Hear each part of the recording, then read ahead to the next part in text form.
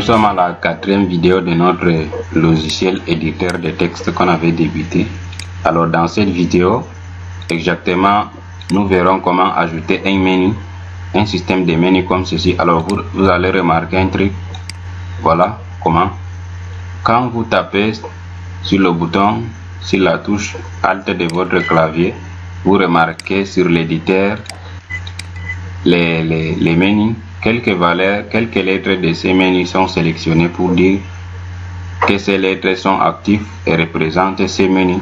Par exemple, le menu édition, le E qui est souligné quand je tape sur la touche E, ce menu sera déroulé pour dire que voilà, quand je tape sur la touche E, ce menu est déroulé et ça veut dire que ça représente cette valeur. Alors nous verrons comment faire ce système de menus sur notre éditeur de texte là à ce niveau. Tout d'abord réduit. Alors tout d'abord, pour ajouter ici à ce niveau le menu édition, pour que l'option Alt de votre menu soit activée, voilà comment faire. Vous mettez d'abord bémol, le symbole si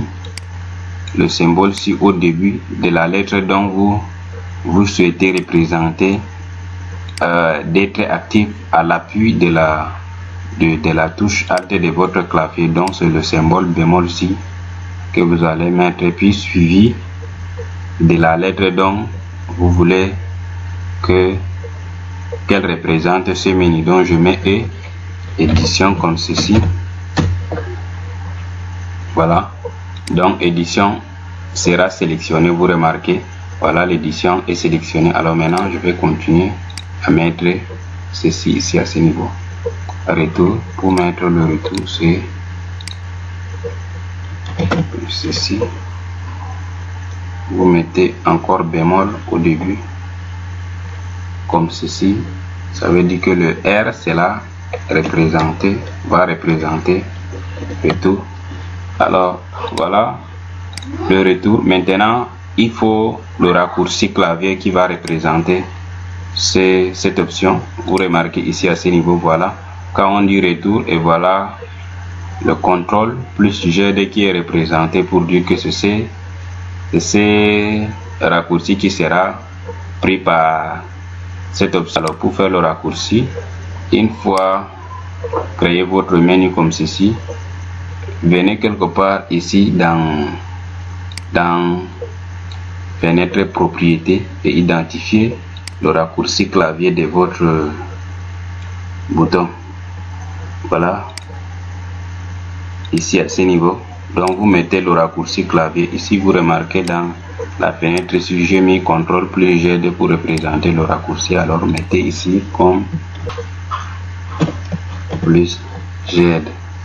Dès que je vais quitter, vous allez remarquer, voilà, CTRL plus GD qui s'est ajouté là à ce niveau. Alors ainsi vous allez monter pour tout le reste des menus. Ici c'est menu suivante et j'ai mis un séparateur là. Pour ajouter un séparateur, c'est voilà, vous déroulez ceci et puis voilà en bas un séparateur. Vous cliquez là et puis un séparateur c'est ajouté.